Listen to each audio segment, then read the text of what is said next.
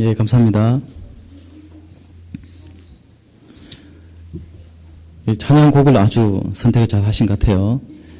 예, 오늘 제가 전하의 말씀과 아주 또 잘 일치되는 것 같고 너무 감사합니다.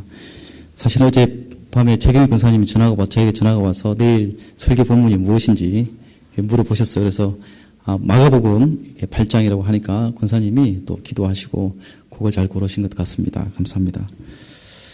말씀을 전하기 전에 여러분 이 말씀 들으면서 두 가지만 꼭 이렇게 묵상하시면서 또 이렇게 생각하시면서 들었으면 좋겠습니다. 오늘 본문 중에 여러분 잘 아시겠지만 베드로가 예수님의 말씀에 반대하는 일이 있습니다. 왜 베드로가 여러분 이 말씀을 많이 보셨을 텐데 이 시간에 한번 그런 묵상을 해봤으면 좋겠어요. 왜 베드로가 그 예수님의 말씀에 반대했을까? 여러분 베드로는 어떤 사람입니까? 예수님을 따라다녔던 예수님의 수제자였는데 왜 베드로가 예수님이 말씀했을 때 그 말씀에 반대했을까? 이런 첫 번째 질문과 두 번째는 최근에 내가 가장 소중하게 여기는 것, 내가 정말 나의 생명만큼이나 소중하게 여기는 것이 과연 무엇일까? 한번 곰곰이 생각하고 또 그런 마음을 품고 이 말씀 함께 나누었으면 좋겠습니다. 오늘 저는 생명이란 무엇인가라는 제목으로 짧게 말씀을 나누려고 합니다. 이런 복음서 기자들이 전하는 예수님의 공생애가 있는데 예수님의 공생애는 크게 예수님이 갈릴리에서 하나님 나라를 선포하시고 또 이제 예루살렘에 들어와서 체포를 당하시고 또 십자가 처형을 당하시죠. 또 그래서 예수님이 죽으시고 죽은 지 3일 만에 부활하셨다는 이런 구조로 복음서가 전개됩니다. 이 스토리는 제가 아동부에서 가르친 우리 아이들도 이제 잘 알고 있습니다. 우리 아이들이 지금 창세기부터 계속해서 말씀을 창세기부터 사사기까지 여호수아, 사사기, 룻기, 사무엘 상하까지 지금 진행되어 있는데 우리 아이들이 이제 머릿속에 그림과 함께 이 바이블 스토리를 잘 기억하고 있어요. 그래서 아마 여러분 집에 가시면 아이들이 간혹 그렇게 물어보기도 할 겁니다. 우리 아이들이 제가 꼭 집에 가서 엄마 아빠에게 꼭 물어보라고 했거든요. 물어보기도 할 겁니다. 이 이야기는 여러분 잘 알고 있겠죠. 예수님이 예루살렘 성에 들어가시는데 여러분 예수님이 예루살렘 성에 들어간다는 것은 사실 예수님 스스로가 죽음을 각오한다는 뜻이었습니다. 만약이죠. 만약에 예수님이 예루살렘에 들어가지 않고 나사렛과 그 당시 갈릴리와 사마리아에만 머물렀다면 예수님은 어쩌면 십자가 처형을 당하지 않았을지도 모르겠다 이렇게 생각해 봅니다. 왜냐하면 당시에 예루살렘은 유대교의 총본부였고 또 예루살렘 성전은 물론이고 그 안에 제사장과 서기관, 장로들로 구성된 최고 법정인 그 당시의 최고 법정인 산헤드린이 있었습니다. 예수님이 이들과의 충돌을 무조건 피할 수는 없었을 것이고 또 이들로부터 어떤 시련을 당할지는 불을 보듯 분명했습니다. 그래서 오늘 설교 본문에서 예수님은 제자들을 이렇게 말합니다. 인자가 많은 고난을 받고 장로들과 대제사장들과 서기관들에게 버림받아 죽임을 당하고 사흘 만에 살아나야 할 것이다. 여러분 예수님의 남은 운명은 이 말씀대로 그대로 진행되었습니다. 그런데 이 말씀을 들은 베드로가 바로 그 예수님의 말씀에 반대를 했다는 거죠. 이게 사실 쉽게 지나칠 수도 있지만 사실 상당히 이해하기 어려운 대목일 수도 있습니다. 예수님의 죽음과 부활은 인류 구원의 길이라는 것이 복음서와 또 신약 성경 전체에 또 우리 성경 전체에 일관된 주장입니다. 그래서 예수님의 제자라고 한다면 어쩌면 당연히 인류 구원의 이 고백과 결단을 듣고 옆에서 응원을 했어야만 했습니다. 그런데 베드로는 왜 반대했을까요? 베드로는 바로 이 구절 앞줄에서 예수님이 너희는 나를 누구라 하느냐 이 질문에 베드로는 주는 그리스도이십니다. 또 살아계신 하나님의 아들입니다. 이렇게 분명하게 고백한 적이 있습니다. 예수님이 누군지 분명하게 알고 있었지만 이 예수님의 말씀을 거부했다는 것은 그리스도의 정체성에 대한 개념에 대한 이해가 잘못되었다고밖에 할 수가 없습니다. 베드로는 그 당시 다른 사람들과 마찬가지로 그리스도, 즉 메시아가 고난을 받고 십자가에 달린다는 사실을 받아들일 수가 없었습니다. 왜냐하면 십자가에 죽은 자를 아무도 그리스도로 생각하지 않았기 때문입니다. 우리는 예수님의 십자가의 이 죽음을 단순히 교리적으로만 생각할 때가 많이 있습니다. 우리 죄를 대신해서 예수님이 십자가의 죽음을 받아들이셨고 또 그것을 믿는 사람들은 죄를 용서받는다는 것, 그리고 죄를 용서받는 것이 곧 구원을 받는 길이라고 이렇게 말합니다. 이건 정말 맞는 말이고 또 이것이 우리의 분명한 신앙 고백입니다. 그런데 여기서 우리가 이 문제를 조금 더 진지하게 생각해 볼 필요가 있습니다. 인류의 구원을 위해서 예수님의 십자가 죽음이 반드시 필요한 것이었을까? 다른 길은 없었을까? 물론 다른 길은 없죠. 예수님의 십자가의 그 죽음만이 모든 인류를 대신해서 예수님의 죽음으로 말미암아 그 예수를 믿음으로 말미암아 우리는 구원을 받습니다. 오직 예수밖에 없다는 것이죠. 여러분, 하나님은 이 세상을 지을 때, 제가 지난 주일날 우리 아이들과 함께 야외 예배 갔었는데요. 아이들에게 하나님이 이 세상을 무엇으로 지었었어요? 하니까 아이들이 전부 다 말씀으로 지었어요. 이렇게 분명하게 대답하고 또 고백을 했습니다. 아주 교육을 잘 받았죠. 부모님으로부터 교육도 잘 받은 것 같습니다. 맞죠? 하나님은 이 말씀으로 세상을 창조하셨습니다. 그 창세기 1장에 보면, 그래서 빛을 지었을 때, 영어 성경에 보면, let there be a light, 이렇게 하시죠. 빛이 있으라, 이렇게 말씀했을 때, 바로 빛이 생겼습니다. 그런데 이런 권능의 능력의 하나님이라고 한다면, 모든 인류의 죄를 말씀 한마디로, 말 한마디로 용서할 수도 있습니다. 또 우리 인간으로 하여금 더 이상 죄를 짓지 않게 할 수도 있습니다. 또 우리 인간의 비틀어진 마음도 말씀 한마디로 고칠 수도 있고, 장애도 고치고 죽은 자도 살릴 수도 있습니다. 이렇게 하나님이 말씀 한마디로 할 수 있는데 왜 이렇게 간단한 일을 놓아두고 30대 초반에 그 당시 한 유대인 남자 예수님 십자가에서 억울해 죽는 사건을 택해서 인류 구원의 길이 되게 하신 것일까요? 이런 질문 여러분 해보지 않았습니까? 저는 이제 신학교 다니기 전에 이런 고민도 했던 것 같고 신학교에 다니면서도 계속 이런 질문을 하고 또 질문을 했던 것 같습니다.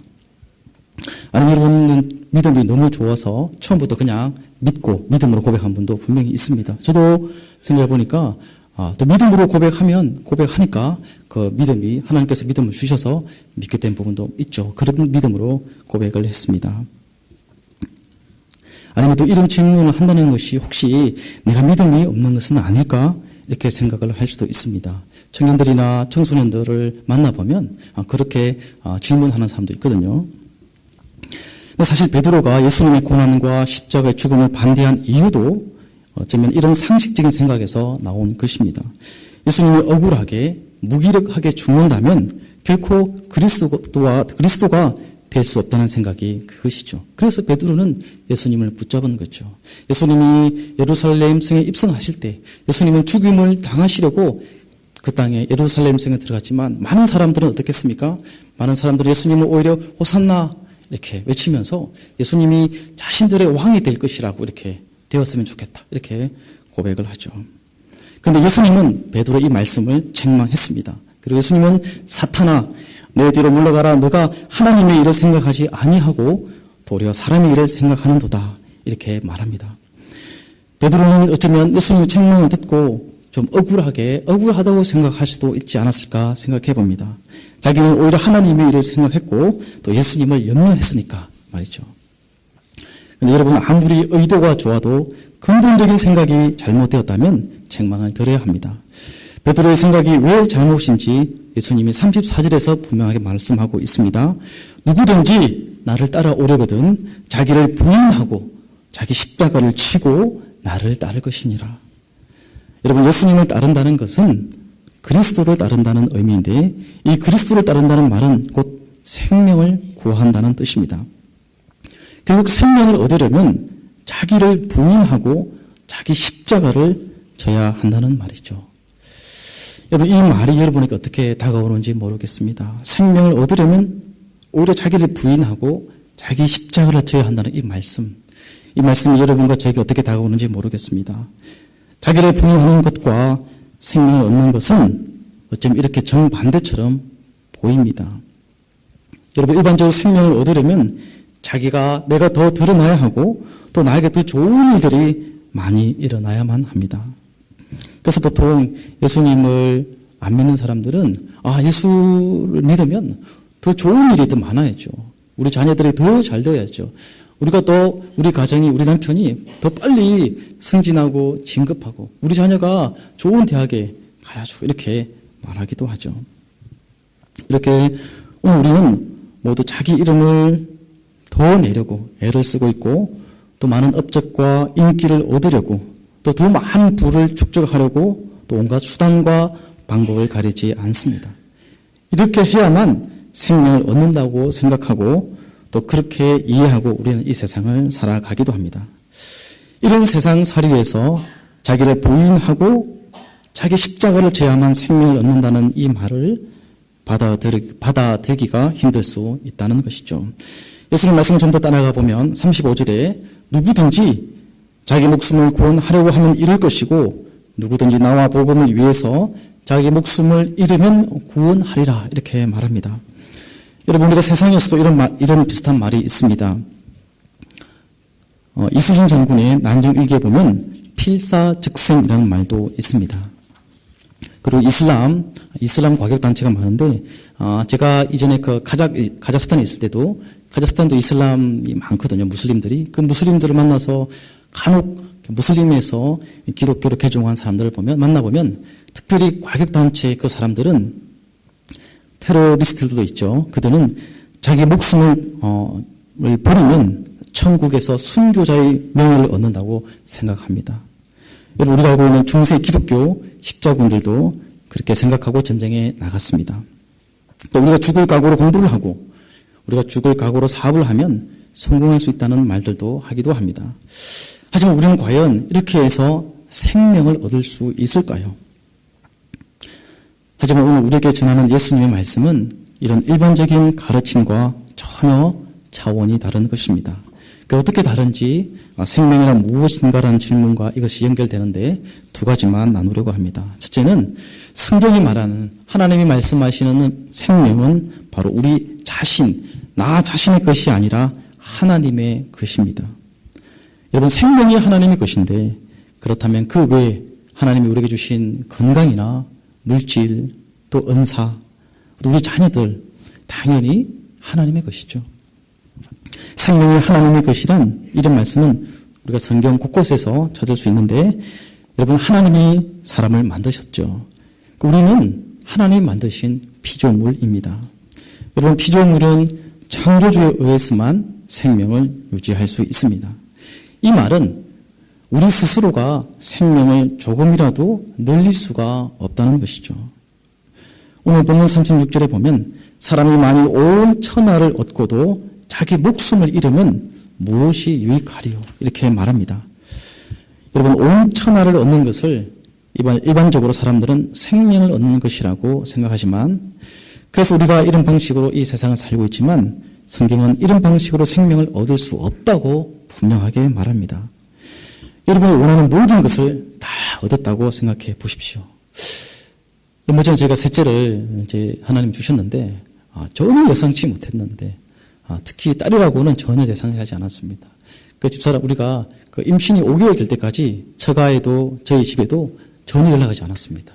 혹시 아들이면 어떡하나 그런 막 두려움 사실 아들이고 딸이고 이게 중요한 것이 아니라 사실 한국에서는 부모님들이 우리가 사실 이제 힘들게 이렇게 어쨌든 여기서 하나님 은혜 잘 살고 있지만 늘 해외에 있으니까 외국에 있으니까 힘들게 산다고 생각하는데 셋째를 가졌다고 그러면 아마 당장 달려오시지 않을까 그렇게 생각하고 막 이렇게 두려워하고 했는데 5개월 지나니까 도저히 안 되겠더라고요. 사실은 빨리 어떻게든 말해야겠다. 그래서 이제 먼저 저희 부모님께 하나님이 딸을 주셨어요.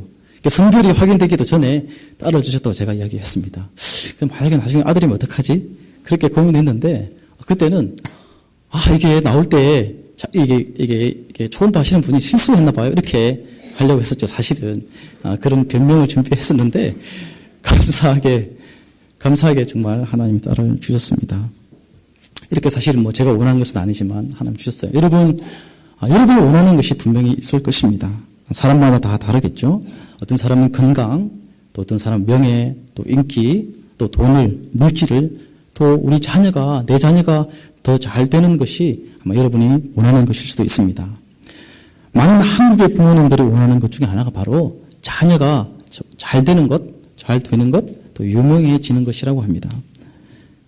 아무튼 이렇게 내가 원하는 것이 다 이루어졌다고 생각해 보십시오. 그렇다면 여러분, 이것으로 우리의 영혼이 만족될 수 있을까요? 그렇지 않다고 생각합니다. 교회를 한번 생각해 보겠습니다. 많은 교회가 예배당이 작고 불편해서 성도들을 위한 더 편하고 더 좋은 곳으로 만들려고 합니다. 제가 한국에 있을 때에도 주변 교회가 예배당을 더 화려하게 사람들이 더 쉽고 편하게 올 수 있도록 예배당을 새로 건축하는 것이 붐이었습니다. 그런데 하나님의 도움과 또 하나님의 은혜로 아주 큰 예배당이 세워지고 더 많은 사람들이 교회로 몰려와서 예배당을 가득 채우고 또 예배당에 아주 멋지고 화려한 시설이 생긴다면, 더 좋은 음악시설, 더 좋은 영상시설이 생긴다고 하면 이것이 현실화되었다고 해서 우리의 영혼이 참된 안식을 얻을 수 있을까요? 전혀 그렇지 않다는 것입니다. 여러분, 우리 영혼의 안식이 없으면 결국 우리는 참된 생명을 얻지 못하는 것입니다. 우리가 뭔가 열심히 노력해서 천하를 얻는 방식으로 참된 영혼의 만족을 누리지 못하는 이유는 바로 생명이 우리의 것이 아니기 때문입니다.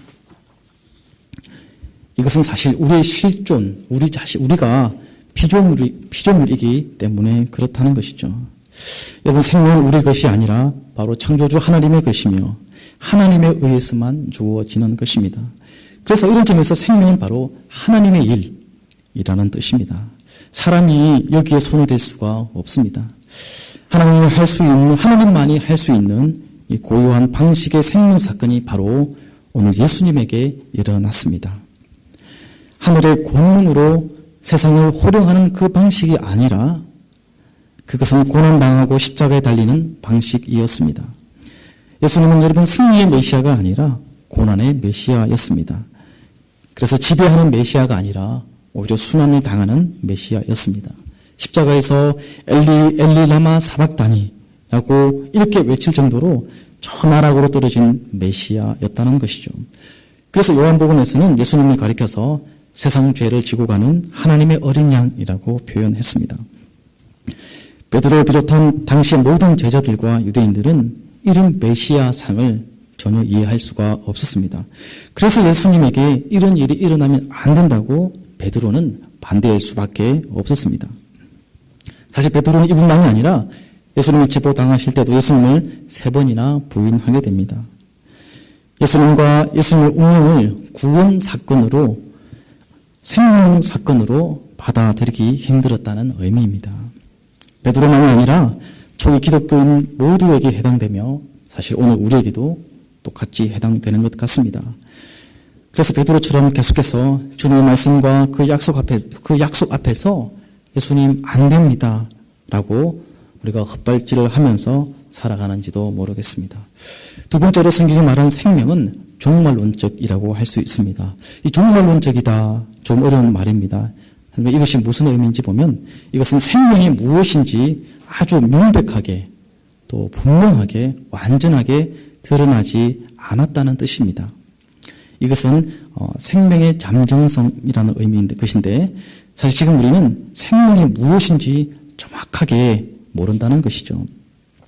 온 천하를 얻어도 생명이 확인되는 것이 아닌데 이것은 정말 당연한 것입니다. 왜냐하면 이 생명이 바로 하나님이기 때문에 그렇습니다. 생명이 무엇인지 다 드러난다면 하나님도 그때는 다 드러날 것입니다. 하나님을 본 자는 죽는 것처럼 이 생명을 본 자도 죽습니다. 우리가 죽어야만 하나님을 대면할 수 있듯이 우리가 죽어야만 생명을 대면할 수가 있습니다. 오늘 38절에 본문 38절에 보면 예수님과 예수님의 말씀을 부끄러워하면 인자가 아버지의 영광으로 천사들과 올 때에 그 사람을 부끄러워할 것이다 했습니다. 그때가 바로 종말입니다. 그때에 생명이 다 드러난다는 뜻입니다. 생명이 드러나면 생명이 아닌 것들은 당연히 어떻게 될까요? 부끄러움을 당할 수밖에 없습니다. 여러분, 우리 기독교 신앙은 근본적으로 이 종말론적입니다. 지금은 아직 종말이 아닙니다. 그래서 세상의 것들이 완성되지 못했습니다. 우리도 바울처럼 거울로만 세상을 볼 수 있지 직접 볼 수가 없다는 것입니다. 하지만 이런 종말론적인 관점이 없는 사람들에게는 생명이 오해될 수밖에 없습니다. 지금 당장 내가 천하를 내가 원하는 것을 손에 넣는 것으로, 내가 원하는 것을 다 얻는 것으로 생명을 확인하려고 수고를 아끼지 않게 되는 것입니다. 여러분, 요즘 먹고 사는 것이 많이 힘들다고 합니다. 여기뿐만 아니라 한국도 그렇고 전 세계적으로 그렇습니다. 사람들이 저희들에게도 이렇게 묻습니다. 어떻게 사냐고 묻습니다. 그러면 저는 그냥 살고 있습니다. 이렇게 말하는데, 그런데 저의 삶을 이끄는 것은 바로 이 종말론적 삶의 인식이 있기 때문이라고 말하고 싶습니다. 여러분, 그렇다고 이 현실을 무시하거나 우리가 현실을 도피하는 삶을 살라고 하는 것은 아닙니다. 우리가 이 현실 속에서 살아가지만 또 이 현실 가운데서 충성스럽게 살아가야 하지만 우리는 항상 하나님 나라의 그 종말론적인 상황을 예수님은 도둑과 신랑으로 비유하신 그 예수님의 말씀처럼 이것을 항상 가슴에 깊이 새겨야 한다는 것입니다. 그날은 아무도 예상하지 못한 순간에 닥친다고 했죠. 마치 도둑처럼 또 신랑처럼.